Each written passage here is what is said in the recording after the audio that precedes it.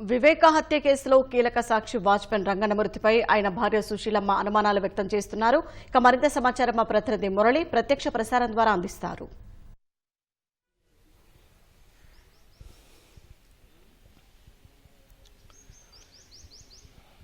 మాజీ మంత్రి వైఎస్ వివేకానందరెడ్డి హత్య కేసులో ప్రత్యక్ష సాక్షి కీలక సాక్షిగా ఉన్నటువంటి ఆయన ఇంటి వాచ్మెన్ రంగన్న నిన్న రాత్రి కడప రిమ్స్లో మృతి చెందడం పైన పలు అనుమానాలు వ్యక్తమవుతున్నాయి. నిన్న మధ్యాహ్నము పులివెందల్లో ఆయన ఇంటి నుంచి శ్వాస ఆడట్లేదనేటువంటి సమాచారంతో పోలీసులు కుటుంబ సభ్యులు హుటాహుటిన కడప రిమ్స్కు తీసుకొచ్చి చికిత్స అందించారు. అయితే చికిత్స పొందుతూ రాత్రి రంగన్న చనిపోయాడని కూడా తెలిసింది.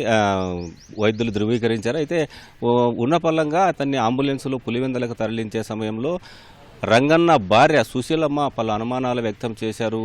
నా భర్త మృతిపైన అనుమానాలున్నాయి. నేను నిన్న మధ్యాహ్నం ఇంట్లో లేని సమయంలో ఏం జరిగిందో ఎవరైనా ఏదైనా చేశారా అనేటువంటి అనుమానాలను వ్యక్తం చేస్తూ పులివెందుల అర్బన్ పోలీసులకు సుశీలమ్మ ఫిర్యాదు చేశారు. ఈ మేరకు పులివెందుల పోలీసులు సిఆర్పిసి 174 కింద అనుమానాస్పద మృతి కింద కూడా కేసు నమోదు చేశారు. అనారోగ్యంతో చనిపోయారని భావించినప్పటికీ భార్య ఇచ్చినటువంటి ఫిర్యాదు మేరకు ఆమె వ్యక్తం చేసినటువంటి అనుమానాల మేరకు ఈ రంగన్న మృతదేహానికి పోస్ట్ మార్టం చేయడానికి కూడా వైద్యులు కూడా సిద్ధమవుతున్నారు. ప్రస్తుతం మనం చూడొచ్చు రిమ్స్ పోస్ట్ మార్టం దగ్గర ఉన్నాం. ఇక్కడ మరి కాసేపట్లోనే రంగన్న మృతదేహానికి పోస్ట్ మార్టం కూడా చేయడానికి పోలీసు యంత్రాంగం కూడా సమాయత్తం అవుతుంది. ఈ కేసు కీలకంగా కావడంతో సిబిఐ కేసులో కీలక సాక్షిగా ఉన్నటువంటి రంగన్న 2020 ఆగస్టు 31న జమ్మలమడుగు కోర్టులో 164 స్టేట్మెంట్ కూడా మేజిస్ట్రేట్ ముందు అందజేశారు. హత్య జరిగిన సమయంలో 2019 మార్చి 15న వివేకానందరెడ్డి హత్య జరిగిన సమయంలో ఆయన ఇంటి బయట వరండాలో నిద్రిస్తున్నటువంటి రంగన్నను నలుగురు నిందితులను కల్లారా చూశాను, అరుపులు కేకలు కూడా విన్నాను అనేటువంటి వాంగ్మూలం కూడా మేజిస్ట్రేట్ ముందు ఇచ్చాడు. ఇలాంటి కీలకమైనటువంటి సాక్షి కీలకమైనటువంటి వ్యక్తికి సంబంధించి ఆయన ఇంటి వద్ద కూడా పోలీస్ సెక్యూరిటీ కూడా ఉంటుంది. ప్రతిరోజు ఓ కానిస్టేబుల్ అతని ఇంటి దగ్గర కాపలా కాస్తున్నటువంటి పరిస్థితి. అయితే నెల రోజుల నుంచి రంగన్నకు తీవ్ర అనారోగ్యంగా ఉండడం, కాలు కూడా ఇరిగి కింద పడిన పరిస్థితుల్లో అయితే ఏం జరిగింది, వాళ్ళ భార్య సుశీలమ్మ కూడా రోజు కూలి పనికి వెళ్తూ ఉన్న సమయంలో పోలీస్ కానిస్టేబుల్ మాత్రమే ఇంటి లోపలికి వెళ్లకుండా కేవలం బయట మాత్రమే కాపలా కాస్తున్నటువంటి పరిస్థితుల్లో ఏం జరిగిందనేటువంటి అనుమానాలు కూడా వ్యక్తమవుతున్నాయి. దీనిపైన సీనియర్ అధికారి ఉలసయ్య మనం చూస్తున్నాము. ఆర్కే వ్యాలీ ఇన్స్పెక్టర్ ఉలసయ్య గారు సీనియర్ అధికారిగా, దర్యాప్తు అధికారిగా జిల్లా ఎస్పీ అశోక్ కుమార్ కూడా నియమించారు. అసలు ఏం జరిగిందనేది ఉలసయ్య గారిని అడిగి తెలుసుకుందాం. సార్, ఈ కేసు ఈ రంగన్న మృతి పైన అనుమానాలు వ్యక్తమవుతున్నాయి. వాళ్ళ భార్య ఏమని కంప్లైంట్ ఇచ్చింది?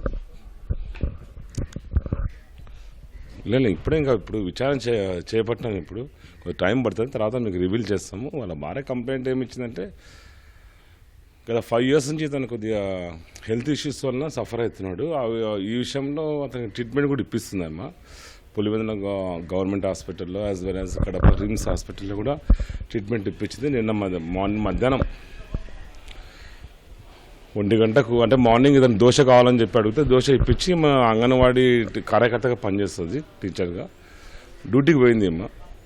సుమారు 1 గంట ప్రాంతంలో ఇతనుకు రంగయ్య దగ్గర ఉన్న గన్మ్యాన్ నవీన్ రెడ్డి ఫోన్ చేసి మాకు తెలియపరిచాడు, కొద్దిగా శ్వాస పీల్చుకోవడంలో కొద్దిగా ఇబ్బంది గురవుతున్నాడు రంగయ్య అన్నందుకు. అప్పుడు ఇమ్మీడియట్గా ఈమె కూడా ఇంటికి వచ్చి చూసి పరిస్థితి 108 పిలిపించి పులివెందుల హాస్పిటల్లో అడ్మిట్ చేయించినారు. అక్కడ ట్రీట్మెంట్ తీసుకున్నాక రెఫర్ చేసినారు ఇక్కడికి రిమ్స్కి.